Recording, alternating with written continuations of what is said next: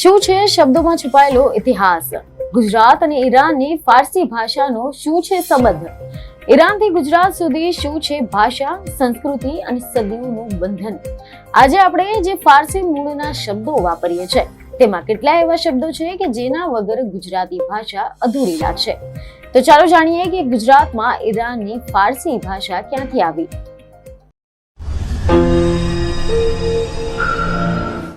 નમસ્કાર દર્શક મિત્રો, લોક સત્તા શોમાં આપનું સ્વાગત છે. તો દર્શક મિત્રો, શું તમે ક્યારે એવો વિચાર કર્યો છે કે આપણે જે રોજ બોલાતા શબ્દો છે જેમ કે તાલુકો, મહેમાન, ફરિયાદ, જનૂન, દરવાજો, દસ્તાવેજ, મહેલ, કિલ્લો, આ બધું ક્યાંથી આવ્યું હશે? શું આ શબ્દો ખરેખર ગુજરાતી છે કે પછી કોઈ દૂર વિદેશની ક્રિએટિવ છે? આ વિચારવા જેવી વાત છે કે સદીઓ પહેલાનું ગુજરાત જે વેપારથી ધમધમતું હતું, બંદરો પર વિદેશી જહાજો આવતા હતા, બજારોમાં અજાણી ભાષાઓ ગૂંજતી હતી, દરબારોમાં શાયરી થતી હતી અને રાજકારણની ભાષા કંઈક અલગ હતી. એ ભાષા હતી ફારસી. અને એ ફારસી ભાષાએ ગુજરાતી ભાષાને માત્ર સ્પર્શ કર્યો ન હતો, પરંતુ તેની અંદર પ્રવેશી ગઈ હતી. આજે આપણે જે ગુજરાતી બોલીએ છીએ તેમાં ફારસીનો એક જીવંત અંશ જોવા મળે છે. આ એક એવી વાર્તા છે કે જ્યાં ભાષા માત્ર સંવાદનું સાધન નથી રહેતી, પરંતુ સંસ્કૃતિ, સત્તા, વેપાર અને માનવ સંબંધોને પ્રતિબિંબ બની જાય છે. તો ચાલો આપણે સમયની સફર કરીએ અને જાણીએ કે આ ઈરાનની ફારસી ભાષા ગુજરાત સુધી કેવી રીતે પહોંચી અને કેવી રીતે તે ગુજરાતી ભાષાની સાથે ભળી ગઈ.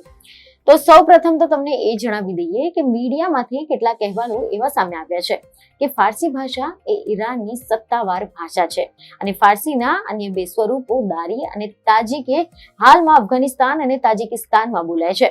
બ્રિટેનિકા પ્રમાણે ફારસી એ ઇન્ડો યુરોપિયન કુળની સૌથી જૂની ભાષાઓ પૈકી એક ગણાય છે અને ફિરોઝ કાવસજી દાવરે ઈરાનનો ચેરાગ નામની એક પુસ્તક લખી છે જેમાં તેમને એવું લખ્યું છે કે ફારસી ભાષાનો ઇતિહાસ હજારો વર્ષો જૂનો છે અને તેનું મૂળ અવસ્થા ભાષામાં છે જે જરસ્તોતી ધર્મના ગ્રંથોમાં જોવા મળે છે. આ ભાષા અને પ્રાચીન સંસ્કૃતિ વચ્ચે એટલું બધું સામ્ય હતું કે એવું લાગે કે આ બંને એક જ મૂળમાં ઉપજી હશે. ત્યારબાદ પહેલવી ભાષા આવી અને પછી આરબોના પ્રભાવ હેઠળ આધુનિક ફારસી વિકસતી ગઈ હતી. પરંતુ અહીંયા પણ સૌથી રસપ્રદ બાબત એ છે કે ફારસી એ માત્ર ઈરાન સુધી સીમિત રહી ન હતી. તે વેપાર, સંસ્કૃતિ અને રાજકીય શક્તિ સાથે દુનિયાના અનેક ભાગોમાં ફેલાઈ ગઈ હતી.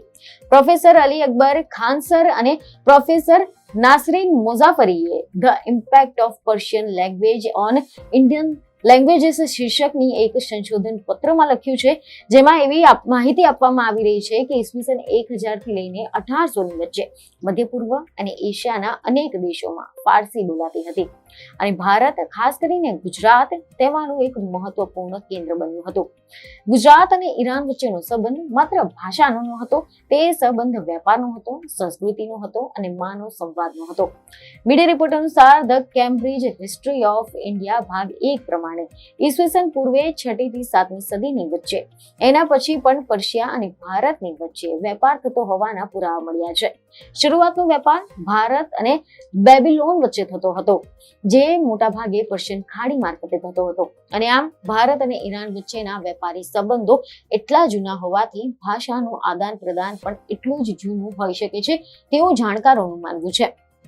ગુજરાતના બંદરો જેમ કે ભરૂચ, ખંભાત અને પછી સુરત, આ બધું જ આંતરરાષ્ટ્રીય વેપારના કેન્દ્રમાં હતા. વેપારીઓની સાથે ભાષા પણ આવતી હતી અને જ્યાં વેપાર થાય ત્યાં સંવાદની જરૂર પડે એટલે ફારસી શબ્દો ધીમે ધીમે ગુજરાતમાં પ્રવેશવા લાગ્યા હતા. પરંતુ ફારસીનો સૌથી મોટો પ્રવેશ ત્યારે થયો જ્યારે પારસીઓ ગુજરાતમાં આવ્યા હતા. જી હા, તેઓ ઈરાનમાંથી પોતાના ધર્મને બચાવવા માટે ભાગી આવ્યા હતા તેવા કેટલાક અહેવાલો સામે આવી રહ્યા છે. દક્ષિણ ગુજરાતમાં આવેલા બંદર સંજાણમાં તેઓ સ્થાયી થયા હતા અને તેઓ પોતાની સાથે માત્ર ધર્મ જ નહીં પરંતુ ભાષા, પરંપરા અને સંસ્કૃતિ પણ લાવ્યા હતા. તેમ છતાં પણ શરૂઆતમાં તેઓ જે ભાષા બોલતા હતા તે મિડલ પર્શિયન એટલે કે પહેલવી હતી. આધુનિક ફારસી પછી વિકસતી થઈ, પરંતુ એવા અહેવાલો પણ સામે આવી રહ્યા છે કે ગુજરાતમાં જે ફારસીનો સાચો પ્રભાવ છે તે શરૂ થયો હતો સલ્તનત કાળ દરમિયાન, જ્યારે મુસ્લિમ શાસકો ગુજરાતમાં આવ્યા હતા. મુઘલ બાદશાહો ઈરાની કવિઓ અને વિદ્વાનોને આશ્રય આપતા હતા. રાજ દરબારોમાં કાર્યરત અધિકારીઓ અને ઉમરાઓ ઈરાની પોશાક પહેરતા હતા, ફારસી ભાષા બોલતા હતા અને ફારસી કવિતાનો આનંદ માણતા હતા. તેમણે ફારસીને દરબારી ભાષા બનાવી હતી. ફારસી ભાષાએ ઉર્દુ, પંજાબી, સિંધી પર પણ પ્રભાવિત કરી હતી અને ગુજરાતી, હિન્દી, મરાઠી અને રાજસ્થાનીમાં પણ આ ફારસીના અઢળક શબ્દો શામેલ થયા હતા. આનો અર્થ એ થયો કે સરકારના બધા જ કામ એ સમયે, જેમ કે દસ્તાવેજો, અદાલતો, ફરમાનો, રાજકીય પત્ર વ્યવહાર, આ બધું જ ફારસીમાં થવા લાગ્યું હતું. કલ્પના કરો કે જો તમે એ સમયમાં સરકારી નોકરી કરવી હોય તો પછી તમને ફારસી આવડવી જ જોઈએ. એટલે ઘણા બધા લોકોએ આ ભાષા શીખી લીધી હતી. ખાસ કરીને નાગર બ્રાહ્મણોએ તેમને ફારસીમાં એટલી મહારત મેળવી લીધી હતી કે તેઓ દરબારમાં મહત્વના પદો પર પણ પહોંચી ગયા હતા. આ સમય ફારસી માત્ર શાસનની ભાષા નથી, પરંતુ તે સાહિત્ય અને સંસ્કૃતિની ભાષા પણ બની ગઈ હતી. ગુજરાતમાં ફારસી કવિઓ આવ્યા, અહીં વસ્યા અને પોતાની કૃતિઓ રચી હતી. અમદાવાદ ફારસી સાહિત્યનું કેન્દ્ર બની ગયું હતું. કવિઓ શાયરી કરતા, કસીદા લખતા અને રાજાઓને ખુશ કરતા હતા. અને આ બધાનો જ પ્રભાવ ગુજરાતી સાહિત્ય પર પણ પડ્યો હતો. કેટલાક એવા અહેવાલો સામે આવી રહ્યા છે કે ગુજરાતી સાહિત્યમાં ફારસી શબ્દો 12મી સદીથી જ જોવા મળે છે. સમરારાસ, રણમલછંદ, પૃથ્વીચંદ્ર ચરિત જેવી કૃતિઓમાં ફારસી શબ્દોનો ઉપયોગ થયો છે. આના પછી નરસિંહ મહેતા, મીરાબાઈ અને દયારામ જેવા સંતો અને કવિઓના સમયમાં પણ તો આ શબ્દો સામાન્ય બની ગયા હતા. જેમ કે મીરાબાઈની પ્રચલિત કૃતિ ગોવિંદો પ્રાણ અમારો રે, આ એક પંક્તિમાં વિષ્ણુ પ્યાલો રાણે મોકલ્યો રે દેજો મીરાને હાથમાં. આમાં જે પ્યાલો શબ્દ છે તે ફારસી ભાષામાંથી ઉતરીને આવ્યો છે. પ્રેમાનંદના સુધવિંદ્યાખ્યાનના એક પંક્તિમાં હય હસ્તી રથપાળો દિસ બખ્તરિયા બિહામણા, આમાં જે બખ્તર શબ્દ છે તે ફારસી ભાષામાંથી ઉતરીને આપેલો છે. આ અસર માત્ર શબ્દોમાં જ ન હતી, પરંતુ ગુજરાતી ભાષાનું સ્વરૂપ પણ બદલાઈ ગયું હતું. વ્યાકરણમાં ફેરફાર થયો, અભિવ્યક્તિમાં નવી શૈલી આવી ગઈ. ફારસીના પ્રભાવથી ગુજરાતી ગઝલનો જન્મ થયો. સૂફી સાહિત્યના વિચારો ગુજરાતીમાં પ્રવેશ્યા, પરંતુ એવા પણ અહેવાલો સામે આવ્યા કે મુઘલ કાળ દરમિયાન આ પ્રભાવ વધુ મજબૂત બની ગયો હતો, કારણ કે મુઘલ બાદશાહો ફારસી ભાષાઓને પ્રોત્સાહન આપી રહ્યા હતા. તેઓ ઈરાની વિદ્વાનોને આશ્રય આપતા હતા અને આ વિદ્વાનો માત્ર કવિતા જ નહીં, પરંતુ વિજ્ઞાન, ગણિત, ભૂગોળ જેવા વિષયો પર પણ લખતા હતા. આનાથી જ્ઞાનનો આદાન પ્રદાન થયો હતો અને ગુજરાતના શહેરોમાં, ખાસ કરીને અમદાવાદમાં ફારસી સંસ્કૃતિનો પ્રભાવ સ્પષ્ટ રીતે જોવા મળતો હતો. મિનારો, કિલ્લા, મહેલ આ બધું જ ઇસ્લામી સ્થાપત્યની અસરથી આવ્યું હતું. અને આની સાથે જ શબ્દો પણ આવ્યા. મિનારો, બુર્જ, દરવાજો, દિવાલ. વેપારના કારણે ઘણા બધા શબ્દો આવ્યા, જેમ કે શરબત, ગુલાબ, સુરમો અને અરબી પ્રભાવથી તોપ, બંદૂક જેવા શબ્દો. અહીંયા એક રસપ્રદ વાત એ પણ છે કે આ સમયમાં એક કહેવત ખૂબ જ પ્રચલિત હતી, પડે ફારસી બેચે તેલ, દેખો ये કુદરત કા ખેલ. એટલે કે જો તમને ફારસી આવડતી હોય, જો તમે ફારસી શીખી લો તો તમને સામાન્ય કામ ન કરવું પડે, તમને સારી નોકરી મળી શકે. આ બતાવે છે કે ફારસી ભાષાનું મહત્વ કેટલું હતું. ગુજરાતમાં હાલમાં ફારસી ભાષાનો ઉપયોગ અને પ્રભાવ સીમિત થઈ ગયા છે.